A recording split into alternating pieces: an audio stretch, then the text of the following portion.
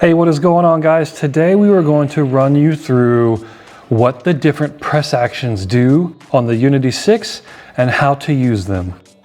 So first of all, when you're programming a preset, you have multiple press actions to choose from. So as we come down here, you can see that we have a press, release, long press, release, a long press scroll, double tap long, and a double tap long press release. So those are your different message types. So when programming within the Unity 6, you'll notice that when you press a switch, you'll notice you have an active scribble strip indicator, first of all, but then you have things that activate when you press the switch, when you release the switch, and then you have a visual indicator when you do a long press, another visual when you do a double tap, and same thing for a double tap hold or a double tap long press.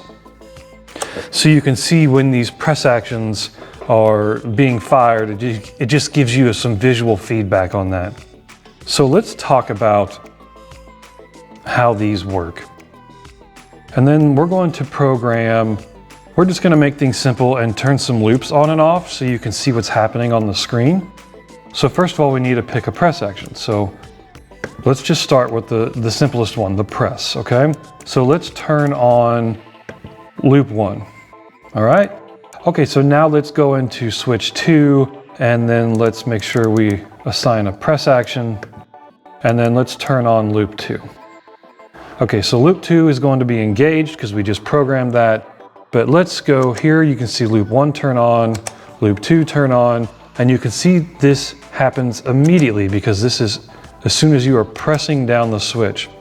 Well, let's change these up. Let's change loop 2 to be on a release, and then you can see the difference between a press and a release. So let's go to switch 2. All we need to do now is change that press action to a release. Actually, we need to unassign loop 2 from the press. Now change that to a release, and we'll turn on loop 2 with the release. Okay, so again, you can see that switch 1 is immediate, and now you'll see a slight delay because loop 2 will turn on, or any messages you have programmed for that matter, turn on upon the release of the switch. So now let's get into why that's important. So let's say we have, let's do a long press on each one of these switches. So let's go to programming, switch 1, we're going to our second message here because we still want our press to be loop 1. So we go to a new message. Now we're going to do a long press, and we're going to turn on loop 3. Now let's do a long press for for switch 2.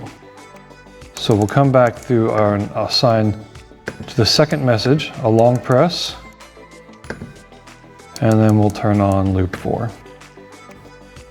So now you can see the difference between using a press and a release, and this comes in handy when you have multiple press actions assigned to one switch. So in this case, just a reminder, you can turn on 2, you can turn on 1. So in this case, when we do the long press, since the switch is assigned to a release, notice that loop 2 doesn't turn on until you hit the release, actually release the switch. Okay, and then here, when we press and do a long press, you'll see that loop 1 will turn on, and then 3 will turn on once the long press is engaged. And so that's not actually what we want. We want to be able to access just loop 4 with the long press, and then just loop 3 with the long press. So in order to get rid of that, we would need to assign switch 1 to a, to a release. So let's come down here and we will disengage loop 1 from the press, and then we'll assign that to a release. And now you will see that we can actually just turn on loop 3 and loop 1 doesn't engage. So to kind of recap from that example, whenever you have something programmed to a press, the benefit is that it fires immediately. So if timing is crucial to you sending MIDI messages with the Unity 6, you would want to use a press action. But if you want to get more out of one switch, or in other words, start grouping multiple messages together to have multiple presets on one switch, then you need to start thinking about using the release instead of the press. So that's the difference between using a press and a release. And now let's show you maybe some quick tips on how you can make use of a long press and then a long press release. Okay, so now instead of having to visualize seeing the loops on and off, let's actually put this into practice and show you how you can get multiple presets out of a single switch. So we've got the Mobius hooked up here to the Unity6. We've got this set to channel 1. So let's go ahead and show you exactly what we've been talking about. Let's go to program a preset and we'll go to switch 1. So for message 1, we are going to do a release message. So we've got loop 2 here that will turn on with the release. And then let's also send a PC message to the Mobius. So you can see the MIDI channel is already selected as the Mobius. And then kind of a side note, whenever you change the PC numbers on here, it actually will change the presets on your MIDI pedals so you can actually see and hear what is going on when you're auditioning and programming presets. So let's do, how about this preset number 12? That's going to be on a release. So if we go back home, you can see now that if we change presets here, how about we just do it that way? We do and turn off our loop 2. You can see that with the single release, we're going to engage loop 2 and send a PC message over to change the Mobius. Okay, great.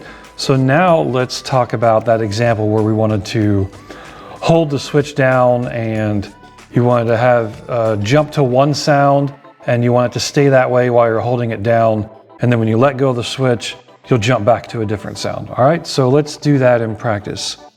We can even change our drives and our loops if we want to. So let's go back to switch 1. But now we need to make this our second message. So here we're going to, let's turn on loop 4. We need to obviously assign a press action. So we're going to do a long press like the previous example. So as you see when you scroll through here, you can also see the loops that are assigned to the press actions. Anyways, so let's go long press. What kind of message do we want to send? We want to send another PC message. We're sending it to the Mobius.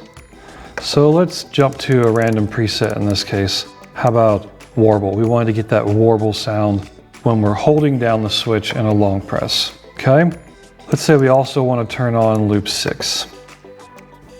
Now let's go to our third message. We're going to make this a long press release. Let's turn on loop 1 with that, and we'll send another PC message to the Mobius. But how about PC number 2? Why not?